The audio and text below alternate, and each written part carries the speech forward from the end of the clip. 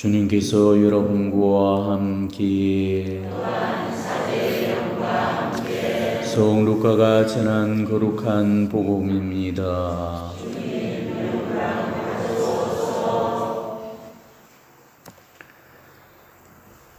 그 무렵 예수님께서 나인이라는 고을에 가셨다.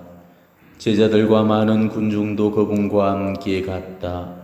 예수님께서 그 고을 성문에 가까이 이르셨을 때 마침 사람들이 죽은 이를 메고 나오는데 그는 외아들이고 그 어머니는 과부였다. 고을 사람들이 큰 무리를 지어 그 과부와 함께 가고 있었다. 주님께서는 그 과부를 보시고 가엾은 마음이 드시어 그에게 울지 마라 하고 이르시고는 앞으로 나아가 관에 손을 대시자 메고 가는 이들이 멈추어 섰다. 예수님께서 이르셨다. 젊은이야, 내가 너에게 말한다. 일어나라. 그러자 죽은 이가 일어나 앉아서 말을 하기 시작하였다.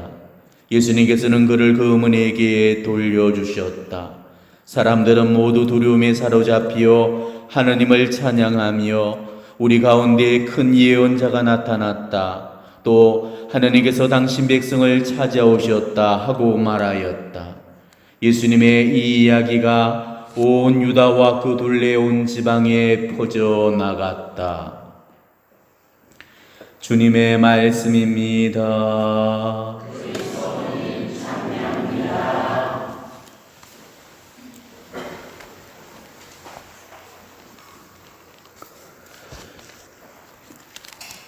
오늘 복음은 나인성 과부의 죽은 아들을 살려주신 기적 이야기입니다. 오늘 예수님은 갈릴레아의 한 성읍이었던 나인이라는 이 마을을 방문을 하십니다.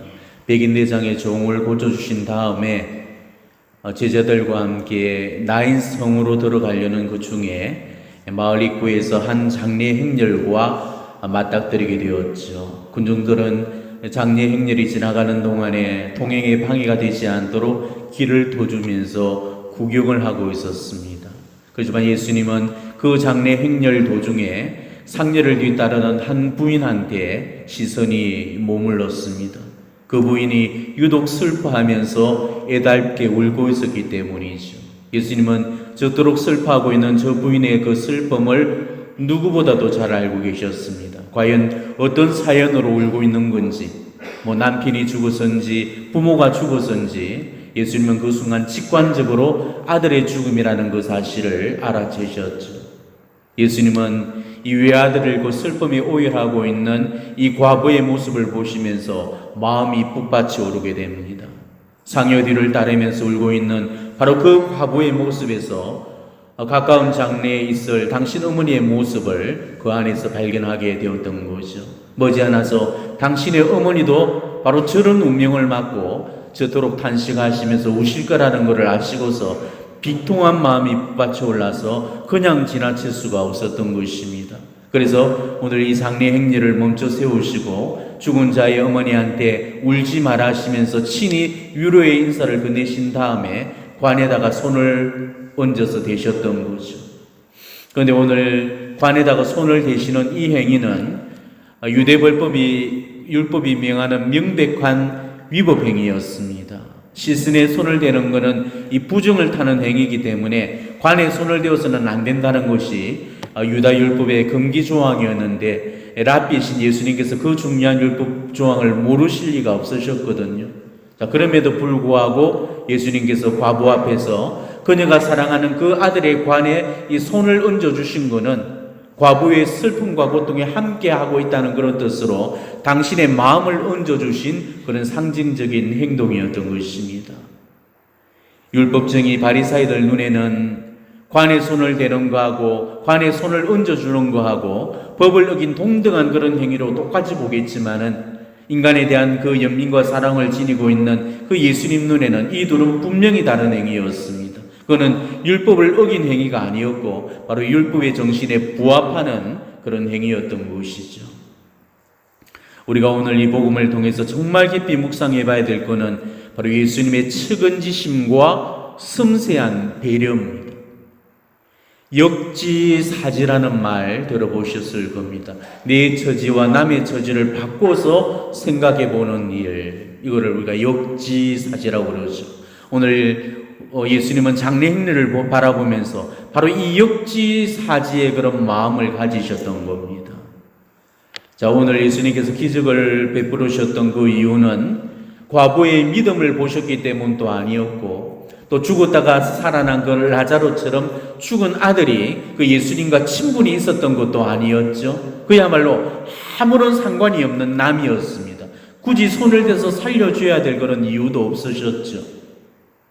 우리 예수님이 공생활 동안에 얼마나 많은 도시들을 도로 다니셨는데 지금까지 죽은 자들을 한둘만 만나셨겠고 장래 행례를 한두 번만 보셨겠습니까? 그런데도 예수님께서 공생애 동안에 죽은 자를 살리신 경우는 단 3번뿐이었습니다. 첫 번째가 오늘 이 나인성의 과부의 외아들을 살려주신 일이고, 두 번째는 회당장 야이로의 딸을 살리신 일이고, 그리고 셋째는 라자로를 살리셨던 일이죠. 그 외에는 이 죽은 자를 살리신 경우가 없었습니다. 만일 이 밖에도 그 누군가를 또 살려내셨다면 이거는 보통의 사건이 아니었기 때문에 복음에 기록하고도 남았을 겁니다. 자, 그렇다면 정말 이상하지 않습니까? 이 3번의 기록들 중에 그나마 2번은 우리가 살려주신 이해가 갑니다. 자, 야이로의 딸은 그 아버지의 믿음을 보아서 살려주신 거고, 또 라자로는 그 친분 때문에 살리신 거라고 우리가 하겠지만은, 이 나인성 과부의 그 외아들의 경우는 예수님과는 그 어떤 친분 관계도 없었고 그 여인의 어떤 믿음의 확인도 없었죠. 그리고 당사자가 살려달라고 빈다든지 애원하지도 않았는데도 불구하고 예수님께서 당신 스스로 살려주셨다는 것입니다. 우리는 오늘 여기서 정말 정말 위대한 교훈 한 가지를 발견해낼 수가 있습니다. 바로 역지사지의 마음이라는 거죠. 예수님처럼 역지사지, 동병상련의 그런 마음으로 이 세상을 바라볼 줄 안다면 정말 우리 세상이 얼마나 따뜻하고 아름다워질 수 있겠습니까? 우리는 남의 일에 엮이는 것을 대단히 싫어하죠. 관심을 가져봤자 괜스레 귀찮고 성가시고 득이 될 게 전혀 없기 때문입니다. 그러다 보니까 자기 일이 아니면은 그냥 나 몰라라 하고 남의 사정에 점점 무심하게 변해집니다. 그렇지만 오늘 예수님은 당신 스스로가 남의 사정에 엮이는 것을 원하셨다는 사실입니다. 이웃이 취했던 그 문제를 이웃의 문제로만 따로 보지를 않고 이웃의 문제를 자신의 문제로 보셨다는 것입니다. 전혀 생면부지였던 그 사람의 그 죽음을 그냥 지나칠 수 있었음에도 불구하고 그냥 지나치지 못했던 이유는 바로 그 죽은 자의 어머니가 흘렸던 눈물 때문이었습니다. 예수님은 바로 그 눈물을 바라보시면서 그 눈물 속에 당신 어머니의 눈물을 보셨던 거죠. 이런 거를 오브레이비라고 그러죠. 내가 죽으면은 내 어머니도 얼마나 저렇게 슬퍼하실까? 내가 죽으면은 내 어머니도 저렇게 우시겠지? 자신과는 그 무관한 사람의 그 슬픔 속에 이 자신의 삶을 대입해본 순간에 모든 것이 다르게 봐지고 나에게 아무런 의미조차 없는 것들이 새로운 의미가 부여될 수 있다는 것이죠. 스티븐 콥이라는 아주 유명한 심리학자가 있었습니다. 근데 이분이 뉴욕의 지하철에서 겪었던 그 일례를 자신의 그 저서에서 소개를 해주고 있습니다. 그날은 일요일 아침이었습니다. 지하철을 탔던 그 사람들은 조용히 앉아서 신문을 읽거나 또 눈을 감고 쉬고 있었죠. 아주 조용하고 평화로운 그런 분위기였습니다. 근데 다음 정거장에서 한 중년 남자하고 애들이 탑승하는 그 순간부터 그 분위기가 완전히 바뀌어져 버렸죠. 아이들은 그 지하철 이쪽 끝에서 저쪽 끝까지를 누비면서 큰 소리로 떠들고 다녔고 물건들을 내팽겨 쳤고 심지어는 그 사람들이 읽고 있는 그 신문을 움켜잡고 또 이렇게 치면서 그렇게 막 미친 듯이 괴성을 지르면서 돌아다녔습니다. 근데도 그 아이의 아버지는 죽은 듯이 가만히 보고만 있는 거였습니다. 그의 모든 승객들이 짜증을 내고 있었죠. 도저히 화를 내지 않고서는 견디기 어려운 그런 상황까지 이르렀습니다. 자기 아이들이 저토록 미쳐 날뛰는데도 내버려 두고 자신은 아무렇지도 않은 듯이 가만히 앉아 있는 것을 이해할 수가 없었던 거죠. 이때 스티븐 고비가 더 이상 참을 수가 없어서 그 남자에게 짜증 섞인 어투로 말을 했죠. 선생님의 아이들이 저렇게 많은 손님들에게 폐를 끼치고 있지 않습니까? 어떻게 아이들을 좀 조용히 시켜주셔야지요. 그런데 바로 그때였습니다. 그 남자는 마치 그 상황을 처음 보는 것처럼 눈을 약간 뜨면서 힘없이 이렇게 말하는 거였습니다. 예, 선생님 말씀이 맞군요. 저도 뭔가 해야 되겠다는 그런 생각은 합니다만, 근데 사실 지금 막 병원에서 오는 길인데 1시간 전에 저 아이들의 엄마가 죽었습니다. 저는 앞이 캄캄해져서 무엇을 어떻게 해야 될지 모르겠고 아이들 역시 일을 어떻게 해야 될지 막막한 것 같습니다. 선생님 죄송합니다. 바로 이 말을 듣는 순간에 스티븐 코비는 망치로 머리를 후려맞은 듯이 큰 충격을 받아야만 했죠. 그리고 바로 그 순간에 모든 생각들이 순식간에 뒤바뀌기 시작했습니다. 상황을 다르게 보기 시작했고 다르게 보았기 때문에 다르게 생각하게 되었고 다르게 생각하니까 다르게 느끼게 되고 다르게 느끼니까 다르게 행동하기 시작했던 것입니다. 짜증은 사라져버렸고 화가 났던 그 마음은 연민과 동정으로 바뀌기 시작했습니다. 그리고 마음은 온통 그 사람이 가진 그 고통으로 채워졌던 거죠. 스티븐 코비가 그 남자에게 부드럽고 취대한 그 상냥한 어조로 이렇게 말을 했습니다. 아, 그렇군요. 부디 돌아가시다니 뭐라 위로해야 할지 모르겠습니다. 그 이후로도 아이들은 여전히 떠들었고 더 길길이 뛰어다녔지만은 더 이상 아이들의 그 모습이 이 스티븐 코비 자신을 화나게 하지 못했다고 그럽니다. 이 스티븐 코비는 자신과는 무관한 그 사람의 고통 속에 자기 자신을 참여시켰던 거죠. 즉 자신의 입장에서 본 것이 아니고 남의 입장 속으로 들어간 것입니다. 자신의 입장에서만 봤을 때는 그런 행위들이 짜증이 나고 화가 났지만 상대방 입장으로 들어갔을 때는 오히려 분노가 아름다운 이해로 바뀌어버렸던 것입니다. 이게 바로 역지사지의 정신이죠. 자신의 입장에서는 보지 못했던 것이 남의 입장에서는 비로소 보이게 된다는 것입니다. 남의 모습 속에서 그렇게 자신의 모습을 바라보게 되면은 예수님처럼 그리고 이 스티븐 코비처럼 이 동병상련의 그런 마음이 생기게 되고 돕고 싶은 그런 마음들이 동하게 되어 있습니다. 이웃이 처한 그런 딱한 처지를 바라보면서 그런 딱한 사정이 언제든 자기 자신한테도 닥칠 수 있다고 생각한다면서 남을 도와줄 수가 있다는 것이죠. 그렇지만은 이웃의 문제를 자기 삶으로 가져오지 못하고 여전히 자기하고는 전혀 무관한 그런 이웃의 문제로만 여기는 그런 사람은 죽었다 깨어나도 남을 도와줄 수가 없는 것입니다. 오늘 예수님은 당신과는 무관한 그 남의 일을 마치 자신의 일처럼 느끼고 자신도 머지않아서 당하게 될 그런 일이라고 여겼고 바로 그 순간에 이 측은지심이 생기면서 연민과 동정 어린 그런 손길을 베풀 수가 있었다는 거죠. 이게 오늘 예수님의 그 가엾은 마음입니다. 우리도 이 가엾은 마음으로 이 세상을 살아가야 되는 것이죠. 우리가 내 주변에 어려운 사람들을 도울 수 있으려면 상대방의 처지를 내 마음속에 넣을 수 있어야 됩니다. 그래서 이심전심이 되어서 그의 마음을 내 아픔으로 가져오고 그의 고통을 내 고통으로 여겨서 그 사건을 자기 것으로 만들 때 그럴 때 그 사건이 나와 무관하지 않는 그런 사건으로 변할 수가 있다는 것이죠.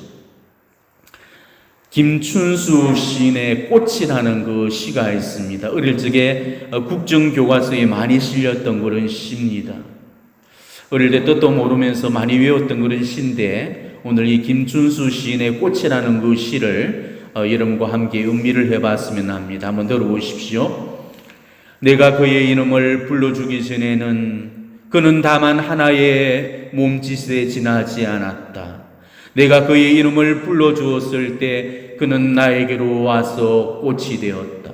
내가 그의 이름을 불러준 것처럼 나의 이 빛깔과 향기에 알맞은 누가 나의 이름을 불러다오. 그에게로 가서 나도 그의 꽃이 되고 싶다. 우리들은 모두 무엇이 되고 싶다. 너는 나에게, 나는 너에게 잊혀지지 않는 하나의 눈짓이 되고 싶다. 내가 그의 이름을 불러주기 전에는 그는 다만 하나의 몸짓에 지나지 않았는데, 내가 그의 이름을 불러주었을 때 그때 비로소 나에게 와서 비로소 꽃이 되어질 수 있었다는 겁니다. 그 사람의 그 고통을 그 사람의 문제로만 생각했을 때는 나하고는 아무런 상관이 없는, 그저 그런 의미 없는 몸짓에 불과하겠지만은 그 사람의 그 고통을 내 삶 속으로 가져왔을 때는 내게 의미 있는 그런 몸짓이 되고 내게 의미를 가지게 된다는 것입니다. 우리는 바로 그 누군가에게 그런 의미 있는 이유가 되어져야 된다는 것입니다. 누군가의 고통이 내 삶으로 들어오는 그 순간에, 그래서 그 고통을 내가 느끼고 그 고통을 내 것처럼 느낄 때 바로 거기서부터 기적이 시작되는 거예요. 기적은 불가능한 것들을 가능하게 만들지만 그거는 기적이 만들어 놓는 힘이 아니고 사랑이 만들어내는 힘입니다. 사랑이 모든 걸 가능하게 만들어주기 때문에 가능하다는 것입니다. 사랑은 죽은 것도 살려내는 이런 놀라운 힘을 지니고 있죠. 오늘 이 예수님의 기적이 죽은 자를 살려냈던 것이 아니고 오늘 예수님의 사랑이 죽은 자를 살려내었던 것입니다. 우리 역시도 예수님처럼 정말 사랑하기를 두려워하지 말기를 바랍니다. 우리 역시도 예수님처럼 정말 사랑하기를 주저하지 말기를 바랍니다. 진짜로 사랑하게 되면은 맹목적이 되게 됩니다. 법으로 따지기 좋아하는 그 바리사이들처럼 법을 어기고 말고에 집착하지 않죠. 법이 어겨질까 봐 관에 손을 대는 것을 두려워한다면은 우리는 진정한 사랑을 할 수가 없는 것입니다. 때로는 법을 어기는 한이 있더라도 사랑을 지켜내는 것이 훨씬 더 중요하다는 것이죠. 우리는 법이 깨어지는 걸 두려워하기보다도 사랑이 깨어지는 것, 그거를 더 두려워해야 된다는 것입니다. 착한 사마리아 사람의 비유에서도 보듯이 법을 지켜내기 위해서 사랑을 깨어버리는 이런 제사장과 레위인들이 되어서는 안 된다는 것이죠. 예수님도 당신이 세우신 그 법을 깨뜨리시면서까지 이 사랑의 가치를 지켜내시려고 하셨습니다. 예수님은 하느님이시고 법의 제정자이시죠. 성부 하느님께서 이 세상 법을 제정하실 때 당신도 그 법 제정에 직접 가담을 하셨습니다. 자, 그럼에도 불구하고 예수님은 당신 스스로가 절대로 어겨서는 안 될 당신이 제정하신 그 법마저 어기시면서까지 사람을 살려내셨던 겁니다. 단순히 관에 손을 대어서는 안 되는 그런 율법을 깨뜨린 그런 차원의 위반이 아니라는 것이죠. 오늘 예수님께서 깨뜨리셨던 법이 도대체 어떤 것이 아십니까? 예수님이 아무리 하느님이라 할지라도 어떤 이유에서든 절대로 깨뜨려서는 안 될 법을 오늘 깨뜨리고 마셨다는 것입니다. 죽은 자를 살려내는 일만큼은 하느님도 하셔서는 안 되는 거였죠. 그거는 천지 창조 때에 하느님이 정하셨던 질서고 이치인데 자가 위로로 단 한 번도 깨뜨려지지 않았던 이 질서를 당신 스스로가 깨뜨리고 말았던 것입니다. 성부 하느님조차도 깨뜨리지 않으셨던 이 약속을 당신 공생애 동안 무려 3번씩이나 깨뜨리셨다는 거예요. 오로지 사랑을 위해서 그렇게 하셨다는 것입니다. 그 어떠한 신념도 그 어떠한 이데올로기도 사랑을 앞서고 능가할 수 있는 가치가 없다는 것을 당신이 몸소 보여주셨던 것입니다. 하나님이 정하신 법칙과 질서까지 무너뜨려가면서 행해진 이 예수님 사랑의 힘이 결국 한 죽음을 생명으로 되돌려 놓았고 또 한 어머니의 슬픔을 기쁨으로 돌려주었던 것입니다. 우리도 이처럼 남의 고통에 정말 무감각하지 않았으면 합니다.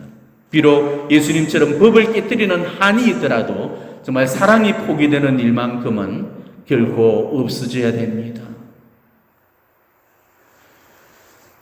몸은 한 지체로만 이루어지는 것이 아니죠. 많은 지체들로 이루어져 있습니다. 한 지체의 아픔이 곧 몸 전체의 아픔이 되죠. 한 지체가 겪는 그 아픔을 내 아픔으로 느낄 수 있는 그런 사람들이 되셔야 됩니다. 나는 손이니까 저 발 아래 발가락이 아프든 말든지 나만 안 아프면 되니까 네 알 바가 아니다라는 식의 이런 이기적인 지체가 되어서는 안 된다는 것이죠. 남의 아픔에 공감할 수 있는 정말 보다 더 섬세하고 예민한 그런 감각을 가지셔야 됩니다. 왜 예수님은 죽은 자도 살리셨는데 왜 우리는 살릴 수 있는 자도 죽이고 마는 거겠습니까? 왜 예수님의 삶에는 그토록 많았던 그런 기적들이 지금 우리 삶에는 단 한 건도 일어나지 못하고 있는 거겠습니까? 그거는 우리에게 능력이 없어서가 아닙니다. 우리에게 사랑이 없기 때문입니다. 사랑의 능력만이 기적을 만들어낼 수가 있거든. 때문에 사랑의 기적은 예수님만이 하실 수 있는 능력이 아니고 우리 모두가 할 수 있는 능력이고 우리 모두가 행사해야 될 그런 능력인 것입니다.